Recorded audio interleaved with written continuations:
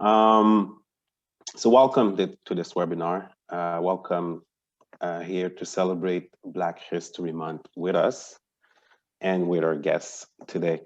Black History Month, or some would like to call it Black Liberation Month. Today's theme is leadership roles. So we're going to talk about challenges, opportunities, and successes. We are indeed joined by 3 awesome guests for the discussion. But before we get to introduce them to you, I'd like to introduce to you our 2 hosts for this evening. So our 2 hosts are Jenny Esnar. Jenny Esnar, hi Jenny. She's a director from the RCN. She's a chair of the Human Rights Committee, Human Rights and Diversity Committee, and she's also sitting on the board of executive at PIPSC. And who's also co-hosting with Jen is Din Kamaldin, Imam Kamaldin, known as Din. Welcome, Din. Thank you for being here.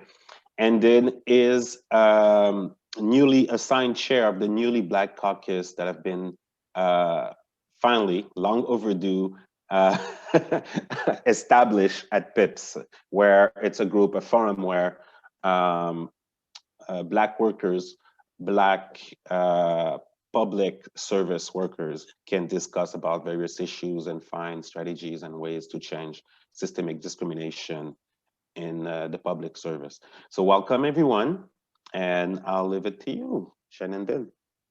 Well, thank you, Richard, for that wonderful introduction. Thank you all for joining us for today's webinar.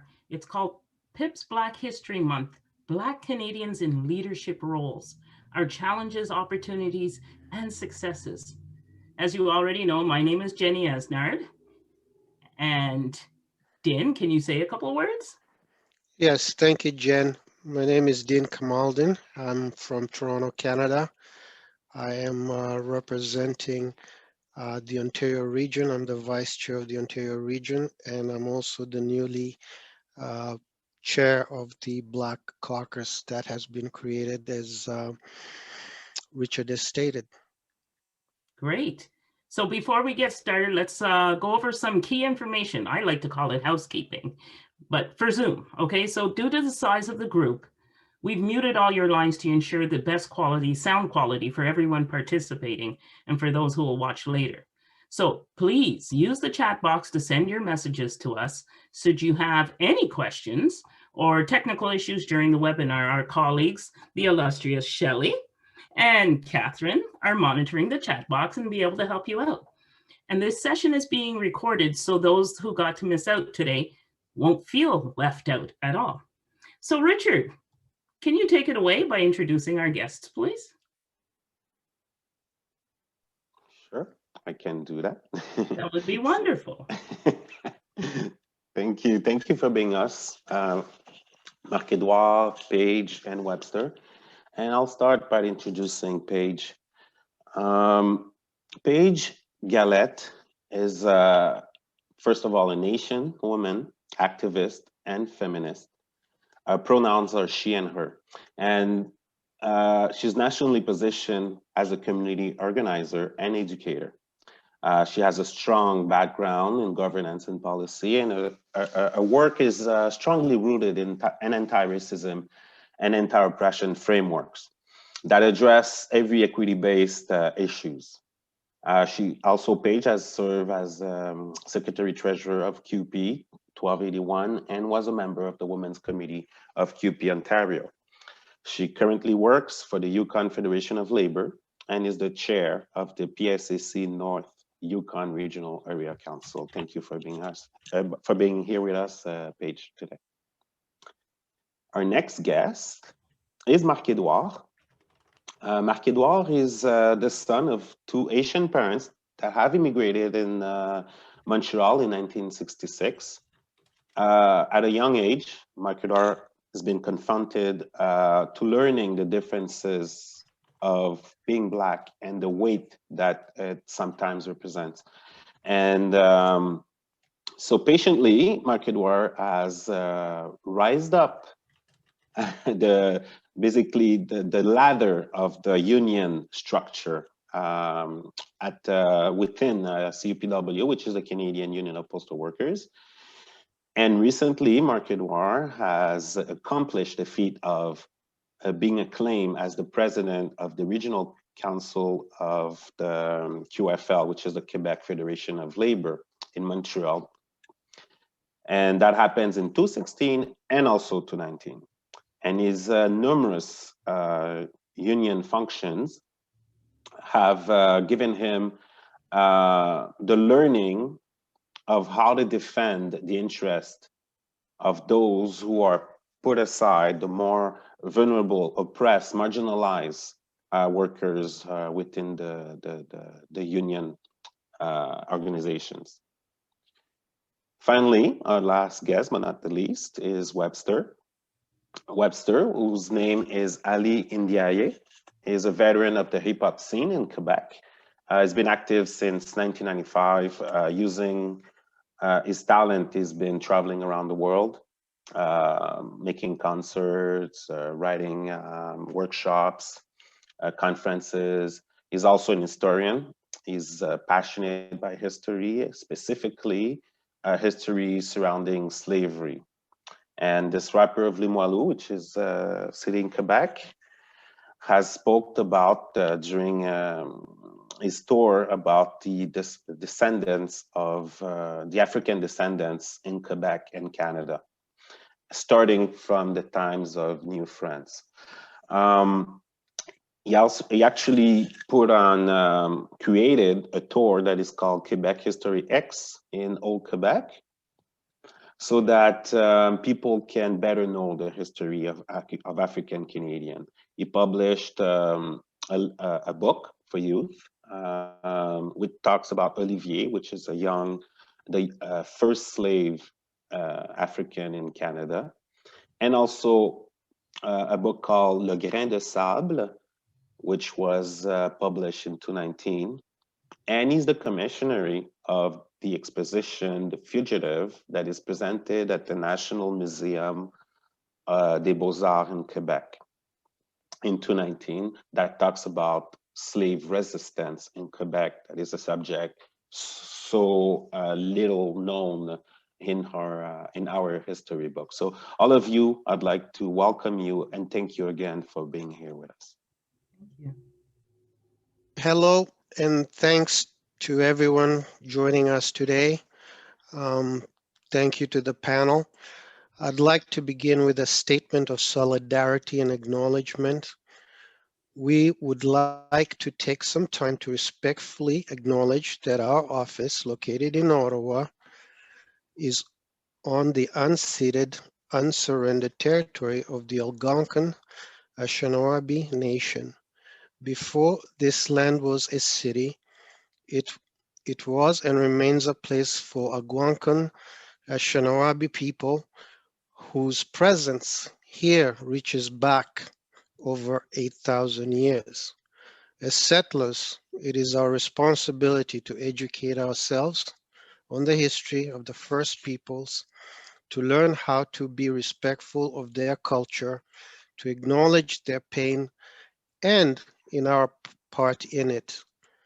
This journey of understanding is uncomfortable, but part of discovering our past and how we can continue to benefit from it.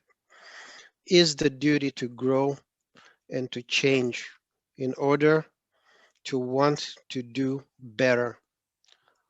Working towards change, we can be hopeful that our journey guides us to a peaceful, inclusive, and respectful future. One where we can hope to have done the work required to be seen as guests of this great land and its first peoples, and to be part of their community. We ask that today you think of one step you can take to begin your journey of understanding and growth. Immerse yourself in Indigenous culture, read their words, listen to their voice, and strive to make space for their wisdom and experiences in the work that you do every day. Thank you, you. Jen. Thank you. I'd also like to take this opportunity to review PIPSC's equity statement. The Professional Institute of the Public Service of Canada strives to create a climate that is respectful, safe, and inclusive, where we all feel comfortable and welcomed and valued, and where we are supported to make our contribution and support others to make theirs. Behavior that is inappropriate and unacceptable undermines our strength and solidarity. We will not tolerate conduct that undermines the dignity or self-esteem of any individual. Discriminatory speech or conduct that is racist, sexist, transphobic and homophobic hurts and divides us. So too does the discrimination on the basis of ability, age, ancestry, religion, language, class, or family status. As PIPS members and staff, we commit to creating an environment free of harassment and discrimination. We will work to prevent harassment, including sexual harassment, bullying, violence, and abuse of power. We will support anyone who believes they have been harassed to seek redress where possible, and we will condemn inappropriate conduct and sanction such conduct as needed. We value equity and diversity. We recognize the identities we hold may grant or deny us privilege. We also recognize that we have multiple identities that intersect. We all have a special responsibility to create space, to listen to diverse voices, and to respect and promote emergent leadership. As we come together, whatever role within PIPS, we reaffirm our collective commitment to mutual respect and accountability, mindful that all persons deserve dignity, equality, and respect. So I'm thrilled to see so many of our members and staff joining us today, as Black History Month is a time to celebrate the incredible achievements of Black Canadians who have overcome barriers in a country where many inequalities still exist. This is why we're hosting today's webinar, Black Canadians in Leadership Roles, Challenges, Opportunities, and Successes. Today, we will discuss the importance of advancement and opportunities for Black Canadians in the workplace, addressing discrimination, and the impacts of mentorship on Black Canadian youth. I really want to thank all of our panelists for joining us today to share their experience and perspective.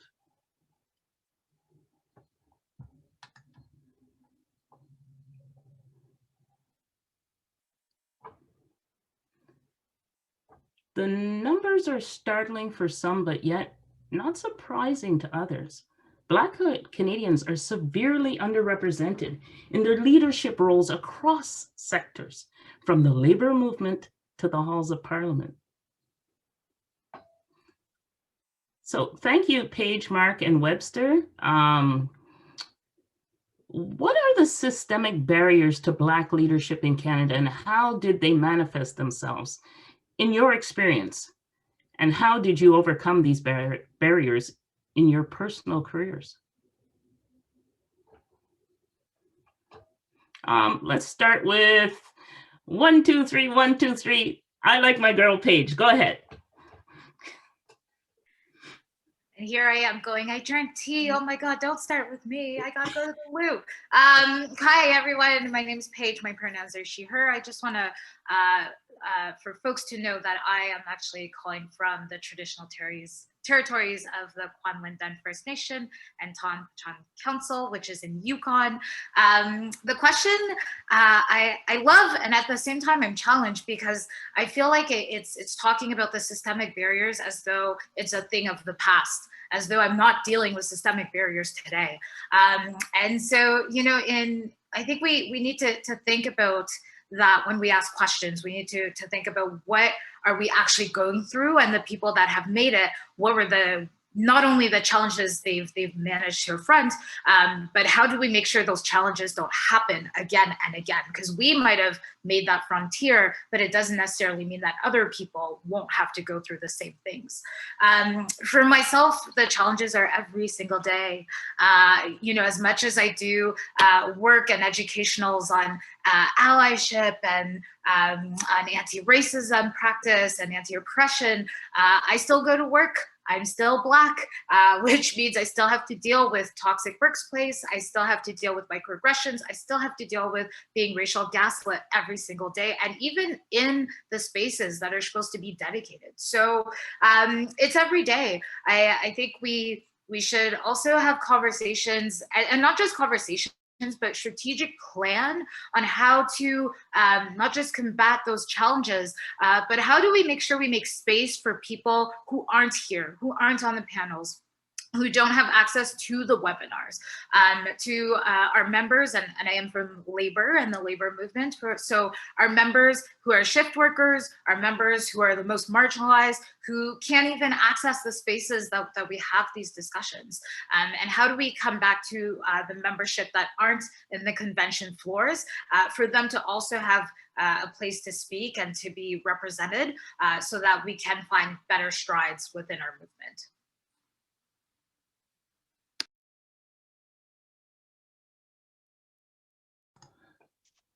Thank you. Thank you, Paige. I'll help out with the conversation also. That's why I'm showing my face. And thank you for what you're saying, Paige. What I'd like to continue on is about specifically in the union world and leadership in the union world. And the question is to you, Marc-Edouard, in the sense that how did you overcome such the barriers that we see represented in the slide in your own personal career as a representative of, I forgot, like it's a high number of members, right? In the union, as a QFL council president, how did you overcome these barriers personally? Okay, well, from my personal experiences, I started, as you know, as a CUPW officer. And I'd like to touch on this before I talk about the QFL. When I first got elected in 2008, just to explain the system rapidly, it's a team against another team. And I was presenting myself at a fourth vice president. This is where I was trying to get elected. And the person in front of me was the brother called Guy César, which is another brother, Asian brother. And when they revealed the teams, I was upset. I was upset because I thought to myself, how come another brother, Asian brother, is putting himself in front of me, is trying to block me? What's up? We're not supposed to do that to one another. So I pick up the phone, and I will never forget the answer, and I want to start with this. And I said, Guy, what is it you're doing to me? What's up? What's going on? I said, Mark, I forced my team to put me in front of you because for the first time in Montreal, this is going to force them to elect a Black officer because it's a Black officer on the two sides. So I said, okay, it's honest. And at the time, I have to be very real.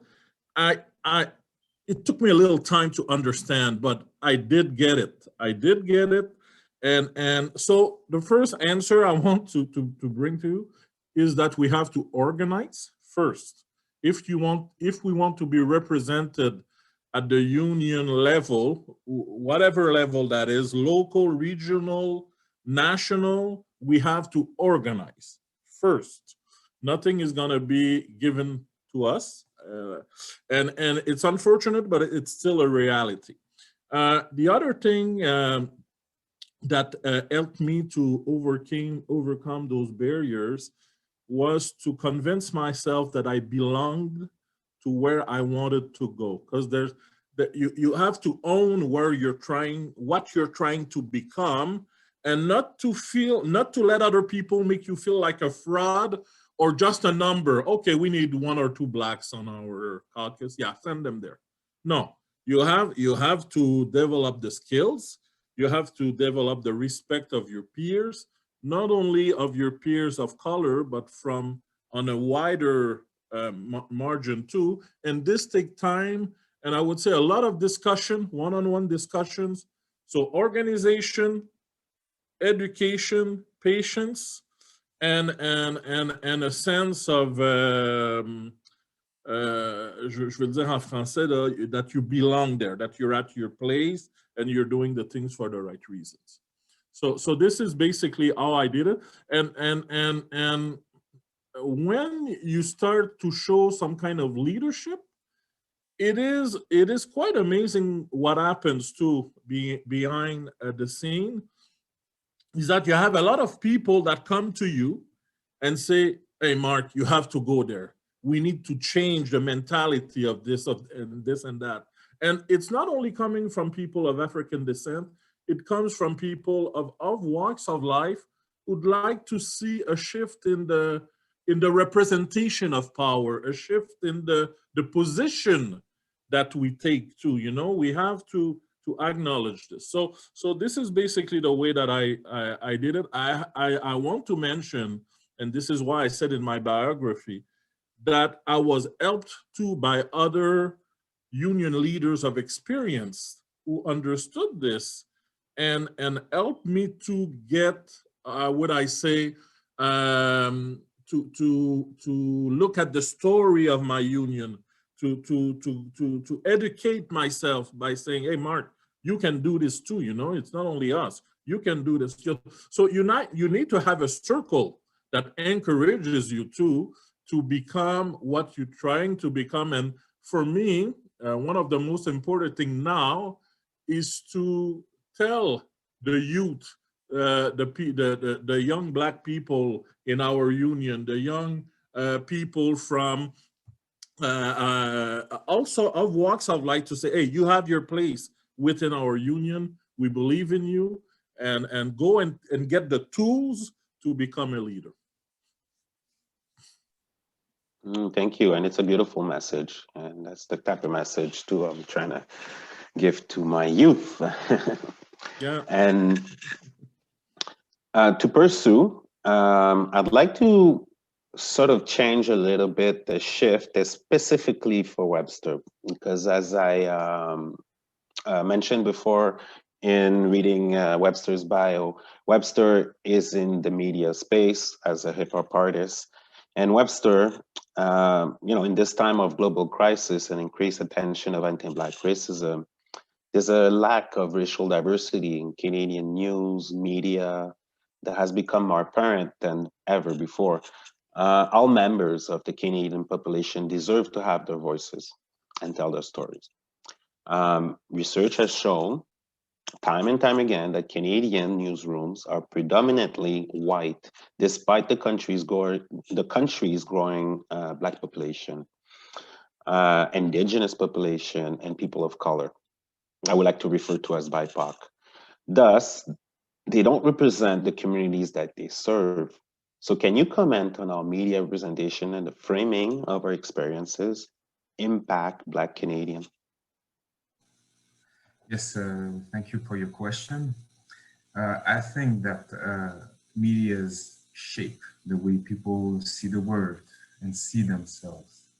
And if there are no people of African descent or every other descent than European descent in the news network, well, you only have access to one story, which is the story we've had access to for the last 500 years. So when you have people, let's say of African descent or in the newsroom, well, not only as journalists, but also as a chief editor or top bosses, well, this is how you can change the narrative. And there was this, a couple of weeks ago, last week, there was this meme going around about a debate that was going on about racial profiling on the Mamadi Camara's case at the TVA news network. and the whole panel was white. So how do you want to be legit about it? You know, how do you want to get out there the voice that matters? You know, we always talk about Black Lives Matter, but also Black voices matter, and we need to hear those voices. This is how we can change the narrative. Either we talk about history, either we talk about the news, or either we talk about academics. And this is the thing, when we talk about leaders, I think that is important to have leaders so that people can look up to. But then I don't like the way, as human beings, we mythologize leaders. We put them on a pedestal, and then they kind of become removed from the population. So you look up at the Martin Luther King, you're like, oh man, I'll never get there, you know, because that guy is too special. You know, he was, but then everybody has something special in themselves. So when we mythologize people, it's like we kind of remove the ability to fight for young people. You look up at them and they're like, oh, I'll never be this or that one. So, you know, when we say to young people, you know, you can do it, but then you have to do it. You know, they have to get into the fray and fight, and not like rely on other people. Because often when we talk about leadership, some people just rely on it. Like they will call it Marc-Edouard, they're like, you need to do it, you know? Or you go to a page and you're like, oh, oof, there's a lot of job, you have to do it. But you have to do it too, you know? Yeah, come with me. We will walk the path together. So that's when I think that we need leaders, but we need people to understand and comprehend that everybody has to be a leader. And that's why I love the Black Lives Matter movement, because it seems more horizontal. You know, you have a lot of people who feel that they can jump into it, you know, and just not follow somebody and follow a leader. So this is how everybody together, we can tackle those issues, because those issues run deep. And I think that we cannot disconnect the present from history, because those issues are rooted in history, how the past was, what happened in the past, but how history to this day is told. And we need to change the way it is told to understand the concept of white supremacy and how it ruled and still rules the world from the last 500 years, through colonization, through slavery, through racism. Now we have to tackle those issues. So yeah, I don't even remember what was the question, but here's the answer. It's a perfect answer. No worries. Thank you. You touched on many things there, Webster. Thank you for that. We're going to try and do something a little bit different with the participants who are used to webinar. So what we'll do, we'll have a poll, and we'd like to ask you a question. And in organizing this poll, we have the help of Catherine Gagnon, Shelley Melanson, and Malcolm Lewis, who are part of our communication and mobilization team at PIPS. And thank you all three also for helping us putting this together.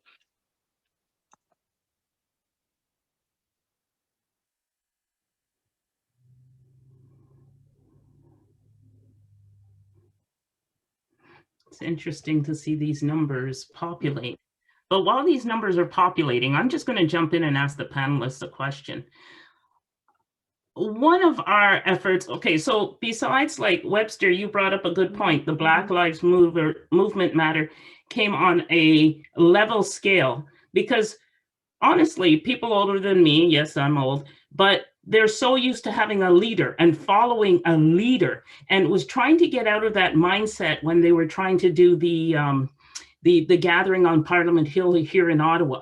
There was so much going back and forth, discouraging people from going, because for the older members and the respected members in the community, they were put off because they were not engaged in the planning process.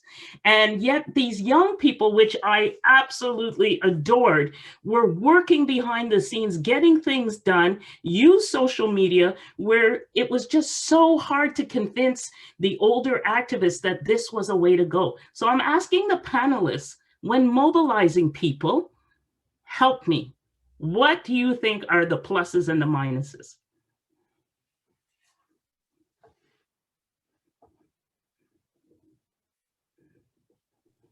Let me start by addressing this question. Thank you very much for the question, Jen. You're welcome. One of the things that I've realized, and I want to touch on Black Lives Matter as an example of that. When you tend to have an approach that is more middle ground, I would call it like that. Okay, it's not an exact term. Okay, like a more quiet way to do things, patient way to do things. Sometimes people are not frightened by it, but you don't get results. Okay, Black Lives Matter. What I find very interesting is the posture, and I will say the way that I feel it. Okay, we have a problem. It's been going on for hundreds of years. We'll be in your face until you address that problem. We're in your face. We're yelling in your face. We're not happy. No, we're not gonna shake hands and drink coffee anymore. We're gonna walk in your face, scream in your face, let you know we're not happy. Okay, so when you tend to take that posture, very quickly within our own ranks as African descendant, and I've heard it, oh, Mark, they're too extreme. Hey, where they're going with this? Hey, we're never got anything going like this, which is false. First of all, it's completely false. And so I like the fact, and to answer to your question, and I think the beauty of the Black Lives Matter movement is the fact that the people own the movement. They brought it to the street. They took charge of it. And yes, they paused some actions that were criticized. It is normal to be criticized. If you don't do nothing, you won't be criticized. If you're trying to change the level of power exerting in a society, you will get criticized. You will get opposition. You will be called an extremist. But by the fact that the youth, how would I say, ils ont pris possession. So help me with this expression, Richard. They took possession. They owned the demands. They understood why they were walking in the streets, defying the police and other representation of power. This is why they have the success that they had. And it became a broader movement than only Black people asking to respect the lives of our children, brothers and sisters. A lot of allies have understood why we're walking. So to me, the success is to own, to understand why you're doing some things. Very often, even, and we have to see that within ourselves, in the union movement, I've walked into events, and people from the journalists came and asked, why are you walking in the event? Oh, go see this person, go see Webster, go see Richard, go see Lynn. They don't want to. and sometimes I go, why didn't you talk? I don't know what to say, Mark.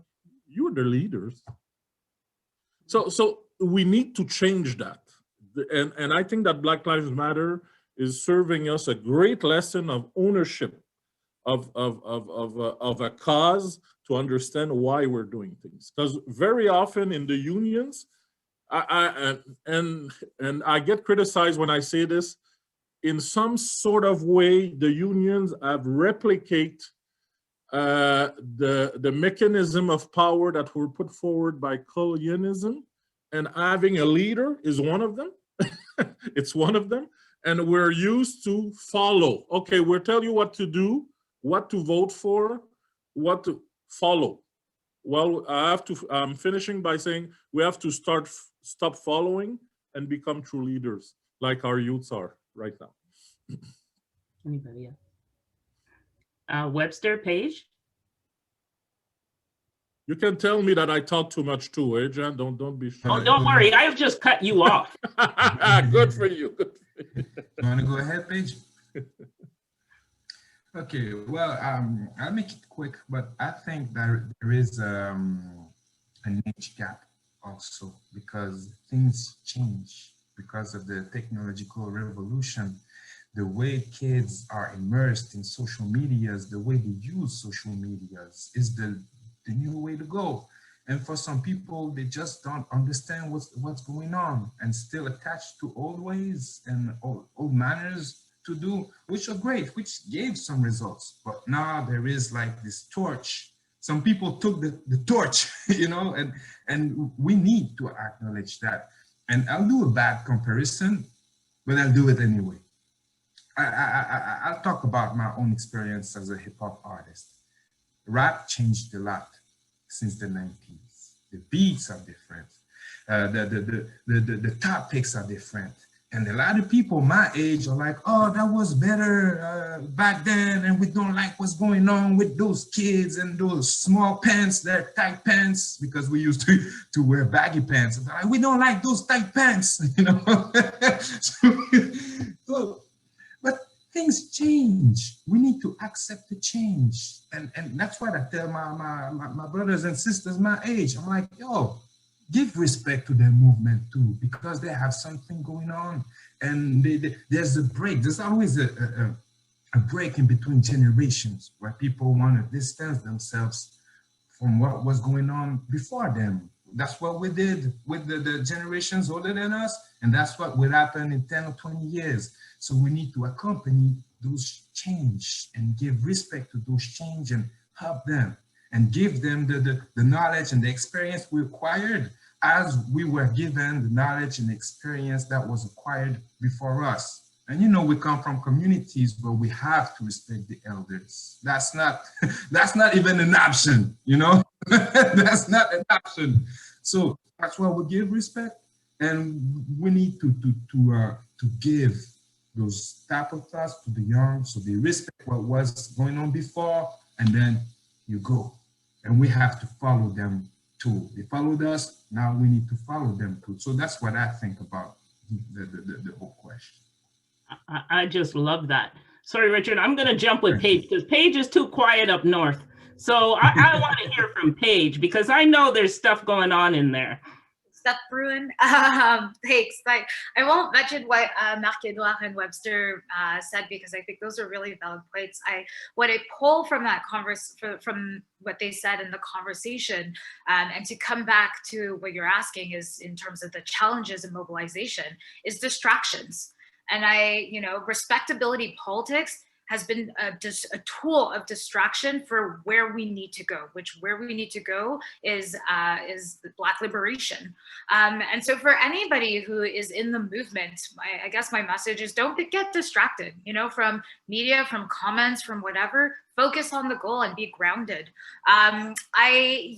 Webster mentioned, the respect of our elders and of course, I think as a mobilizer and as a young mobilizer, I'm putting young in brackets because I've now turned 30 and I don't think I'm young anymore, but I think we also need to make way and make space for our elders to speak because that historical knowledge isn't always documented. Right? We're relying on media to document, and yet the narrative that is being put out from media is stuff that isn't true, is stuff that is false, or that is creating a narrative that is making us look bad as a movement. Again, another distraction. We rely a lot on our leaders, and I hate that term. I'm sorry, I hate the term leader. Marc, you put a good point to it, is that we tend to follow that one person. We're a movement, we're together. And it gives me this idea that we're assuming that people that are in positions of leadership understand and know anti-Black racism, and they don't, right? The reason why we have a panel today is to educate. We know that they don't know. And so even people who are in positions of leadership, and I'm going to speak directly to the white people that are in a position of leadership. If you have been in that position for 3, 5, 6 years, or multiple mandates, and you realize in your meetings you're still talking about the same issues, you haven't addressed anti-Black racism, you haven't addressed how to bring in trans and non-gender conforming people within the movement, I'm sorry to break it to you, you're not part of a movement, you're part of a conference. And you need to leave that space, because we here are ready to do that work. We here are ready to push, and we will not be distracted by respectability politics or by administration or the right way of doing things, because the right way of doing things is based on colonial settings. So just keep that in mind. Decolonization is not just about a land acknowledgement. It's about acting. It's about breaking the barriers that are still in place, that are still not allowing for all of us to be liberated. Wow. Wow. Go ahead, Richard. Yeah, girl. Yeah, you get a slow clap here. Here you go. I think we all get a pop and a slap, I think, or a slap, a snaps, but you know, then the work needs to be done. And anybody who's on this panel, I'm seeing your questions. I think my question to you is, you know, what's next? After this panel, once you pat yourself on the back and you had that coffee and you had the snaps, what's next? Because our workplaces are toxic, right? And chances are, if you are on this call today, you might be contributing to that workplace and to that toxicity. You know, we had a French panel and somebody had asked, you know, what can I do? And I'm actually heated. I'm actually insulted because I'm like, what do you mean? What can you do? What do you mean? What can you do? You have Google, right? You have Wikipedia. We are here. We are telling you, there's people that aren't here. So go back to your membership and support your membership, and make sure that the membership aren't put in positions of leadership for tokenistic ideals. Make sure that when you write statements, it's not just for performativity allyship, because that's even more infuriating. Open your eyes and get ready to do the work. It's going to be hard. It's a hard conversation. It's going to require you to tap into your white fragility, but break that mold, because I think a lot of white people and people who want to be in allyship are prisoners of their own white fragility. So confront it. I think that's the first step. Confront it. Get free, you know, leave our freedom songs, leave our Bob Marley's, you know, and ask your Bob Dylans to create your own freedom songs of, you know, white fragility, because we don't need it anymore. We're not here for it anymore. And that's how we're going to create change. Sorry, I took too much space, but I heat it. Well said. Well said. Thank you. And yes, you spoke about recognizing the lands and creating acknowledgement, and for the benefit of the participant, it is actually an individual research. So I don't know if your institution, you do have acknowledgement, statement recognition before your meetings and whatnot. They cannot be a standard. Everyone doing one before each meeting has to do their own research and add to it their own text and appreciation and understanding of what the land represents, where they're standing on. Thank you for that, Paige.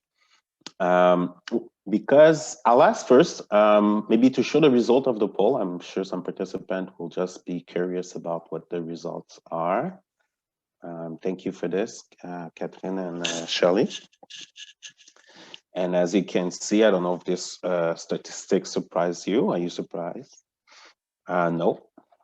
Okay. And if you identify as a member of the BIPOC community, do you feel your employer is doing enough to address systemic racism in the workplace? Again, no. Right? We all have a shared understanding of what's going on. I'll go through we have 15 minutes left, and we'll go through the participants' questions. But just to make sure that I do not miss it before the end of this panel, is there a possibility to show the slide of share your stories? I'd rather say it now, because communication and mobilization has come up with a great idea linked to some conversations that we have with the employer and the government. And I have the privilege of sitting in one of those panels to represent PIPS, where we are taking basically professional workers, members of PIPS experiences that are members of an equity-seeking group.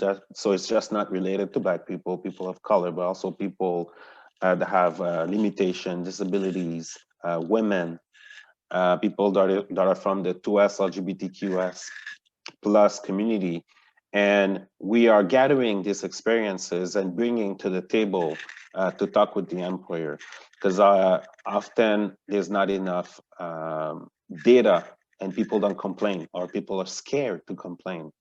And there's a lot of things happening, and we're right now rewriting it. We also in it with the different bargaining agents like PIPSC, for example, CAPE, and we're having these discussions. So please, if you can share your stories, if you're living something, we will read your stories and try and bring them forward. Yeah, it's going to be a long process, but we're working on it. Thank you for this, Catherine and Shelley.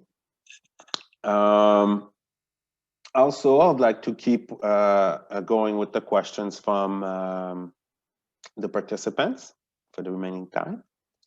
And I'd like to, there's a question from Zion, and he's mentioned that as Webster and Mark mentioned, it's important for each of us as Black people to be leaders in our community. How do we do best teach our children to take up that leadership torch when we, the older generation, shy away from that responsibility? How about you, Mark? You spoke about children, and I know you have two. I have two, 28 and 25. I will tell you a personal experiences from this. My children, well, they're used to me as being a union activist. And sometimes you don't realize that they're in their own sense, your children are activists when you start exchanging with them about racism, systemic racism, the place of Black youth in the society. Webster touched about representation.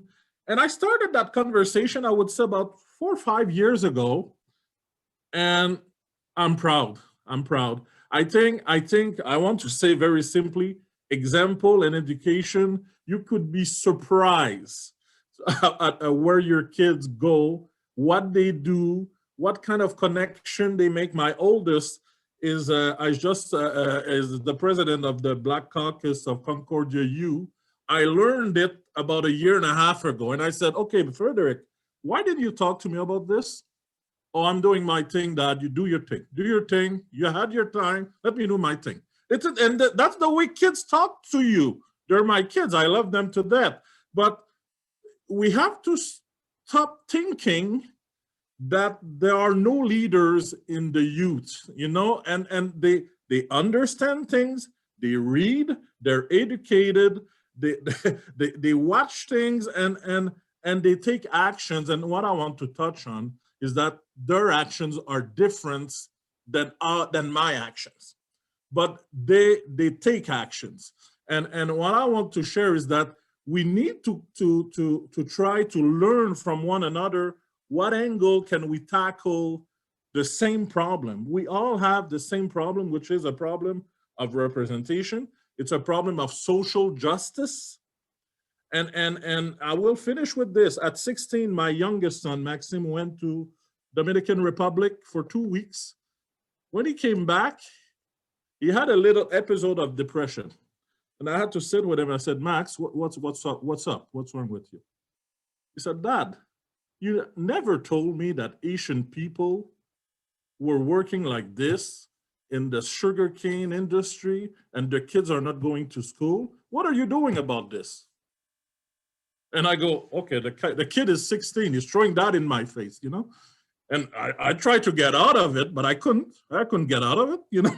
My son is shot. And to this day, he comes back to this, telling me, Dad, I want to implicate myself for social justice because of this. I had that experience at 16. So we have to let our kids make their own experiences, share with them what we did good and what we did wrong. Let's not present ourselves as heroes. We're not heroes. I did some stupid things in my life that I should have stepped up, you know, and I didn't. And I want to share this with my kids, not for them to, how would I say, répéter la même erreur, to repeat the same mistake. But to me, the youth, they're leaders in their own sense. If you let them educate themselves and you give them some kind of example, it doesn't have to be a perfect example, but show that you care about other things than yourself, other people than yourself, and your kids should understand it too. I'm pretty sure. Yes, it takes some humility for sure. Yeah. If Thank you can for jump this. in, Oh, yes. It's a free conversation. Because that's so important what you said, Marc-Edouard, about showing our imperfections too. Because when no saints, no heroes, and people need to know that too, so they can at least learn from our mistakes. The thing I wanted to add, it's always from the standpoint of history, because that's what I do, you know. But there's something that I find important. When we talk about slavery, we don't really talk about slavery that was going on here in Canada. We need to talk about it. But the thing we don't talk about when we talk about slavery is resistance to slavery. This is the thing we don't talk about. Like, people resisted slavery. From Africa, when the marauders came, people fought. When they were brought to the beach, they fought on the slave ships. They fought when they got off the slave ship. They fought, and this is the narrative we don't talk about. So we always see people like victims of slavery and but we don't talk when people fought. And if we teach our kids more about resistance to slavery, I feel that it'll inspire them more than only talking about the horrors of slavery. We need to talk about heroism through the age of slavery, like whether it be daily resistance or the ultimate resistance where people took arms. We don't talk about the Haitian Revolution as much as we talk about the French Revolution or the American Revolution. But the Haitian Revolution is the most perfect of the revolution of the Enlightenment, because the American Revolution didn't concern slaves and Black people and women. The French Revolution didn't concern slaves and women and Black people. But the Haitian Revolution, that's the most perfect in the idea of the Enlightenment. So we need to teach our kids about that revolution. We need to teach them about resistance, and need to teach them that Black history, African and Afro-descendant history is not confined to slavery. Slavery is a parenthesis in the whole history of the African people. And we need to teach them that, and not start our history on the slave ship in the sugarcane plantation. That's what I wanted to add. I'm glad you did add that, because I sense sometimes, I feel sorry for what sometimes my kids are learning in school. And I agree with you. And I'm glad that you're providing medium, like your tour, to at least have some access to that type of history. So thank you for doing that also. Pleasure. We have maybe time for a question that we would like to address, and I would assume that any of you could just take over. I'm not going to name any name, but from Andre, he's asking concerning the experiences of activism of Canadian Black communities in the 70s and the 80s, and compared to those experiences of activism with the current experience in the post-2000 years. So how would you make that difference? How we used to be active, how we used to address issues, and versus what we're doing today? Maybe have we learned? Have we moved forward? Is our activism made differently? Paige, if you would like, I see you want to go. Sure. I'll answer that question, and I'll try to answer other questions in the interest of time. So for that question, I think when I hear that, I'm thinking, oh my God, we're still here. We're still, we're still doing the same things. We're still fighting. Like, aren't we tired? Yes, we're tired. So I think, the comparison is another distraction. I don't think we should focus on comparing. I think we should focus on where we're moving to, and while giving respect to the people, and like Webster said, the resilience that has been happening from the generations prior to work for generation futures. So that's one. There was another question about in Ottawa, like we're looking at Ottawa and are they doing the right things? I personally, I'm not interested in Ottawa. Why? Because that is the most colonial representation of our country. I'm not interested in recreating the same pathways that I've done while I'm being challenged. So I would say to that question, don't worry about Ottawa. Do your own thing. Here in the territories, we are not worried about Ottawa whatsoever, and we are constantly forgotten. The North is always forgotten. Black people in the North is forgotten. Black history in the North isn't even talked about. And yet we have Black soldiers who created the Alaska Highway. Never talked about. So don't worry about the other cities, the other metropolitans, the other governments, because they can be dismantled. And that's the whole point of our work. Our work is rooted in decolonization. Another one was about the lawsuit that was filed. And again, I'm going to bring it back to the first question. We're here, like we have to go to the extent of a lawsuit for people to understand that we in our workplaces are not respected. We in our workplaces are constantly tired. We in our workplaces are constantly trying to work for positions of leadership and positions. And I'm going to change position of leadership because I think we always tie it to power. And I need for people to understand that we need to be in these positions because our lives depend on it. Right? We don't have the same salary. We aren't even included in the fight for pay equity. And I'm speaking in a very cisgendered lens. There are other people who aren't even part of the conversation, period. So we need to be mindful of who we're looking, or sorry, who of the distractions, really, of how we're getting distracted. And for the lawsuit, I commend the people who have put their names forward and who are the face of that lawsuit. I don't think people recognize how much bravery it takes to be in your workspace and to denounce. And often, we are seen as like, oh my God, we speak so passionately and eloquently and all these things, and we have the language, but we are risking our lives. We are risking money, food on the table for our babies while we're working for our generations. Keep that in mind. So when you see lawsuits like that, find a way to support people, whether it's literally giving your money to that campaign and saying, instead of how can I support you? Here you go, I'm giving you money because I know that on Twitter you're going to be bashed. I know that the lawsuit itself is going to be bashed. I know that the lawsuit itself is going to cost money. And let's not forget that that's a collective lawsuit. So don't think that after the lawsuit, everything's going to be fine and dandy. We're still here, we're still working. That's one workplace out of all the workplaces, even that your membership are part of. And the last point is somebody had asked, how can we educate ourselves and what can we do?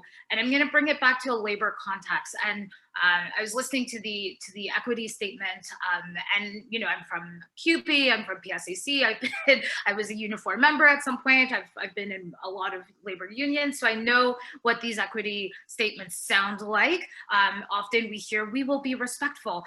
I don't need you to be respectful. I need you to be anti-racist, period. So next time at convention, make sure that these words are in your equity statements and that the work follows. If you're a staff rep, find ways to be anti-racist. If you are doing if you're working on grievances, if you're a mediator, if you're going into strikes, recognize how those strikes impact us as racialized people and as Black people. Those are things that you can do. And the collective agreement, when you're looking at discrimination and harassment clause, be specific. We need these words. We need to see that we are protected against racial gaslighting. We need to know that we are protected against microaggressions. Put those words in, against misogynoir. I'm not even talking about it because I want you to Google that term. We need for those parts of our workplace to be protected, because that's how we know we are in a safe workspace. Thank you. And it's unfortunately all the time that we have. So you wanna give a last word, Mark? You have a last word, but I'll take it over just before you leave. All participants, I'd like to say something. Mark? I want to, one sentence. Who sits at the bottom of a well to contemplate the sky will find it very small. Do not let other people dictate to you the vision of the world, your place, what you can or can't do. I stop there. Thank you for this, Mark. Very true. And I do remember something also, Webster, we have to reprogram ourselves, reprogram our thinking, think differently. And thank you for this also, Webster. And Paige, we're ready to push, step up, be anti-racist.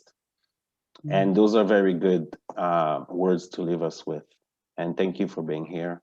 Participants, your questions are not lost. Your question are right there on my Google document, and we'll do our best to answer them in a future possibility working with Catherine. Thank you, Catherine Gagnon, Shirley Melanson, and Malcolm Lewis.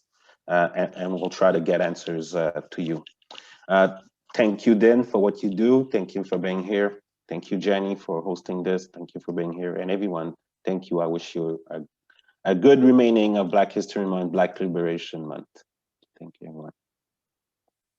Thank you. Thank you, Richard, for hosting also. Thank you, everybody. Merci. My Thank pleasure. you. Merci beaucoup. Bye, Merci. Thank Au you. revoir. Thank you. Pleasure.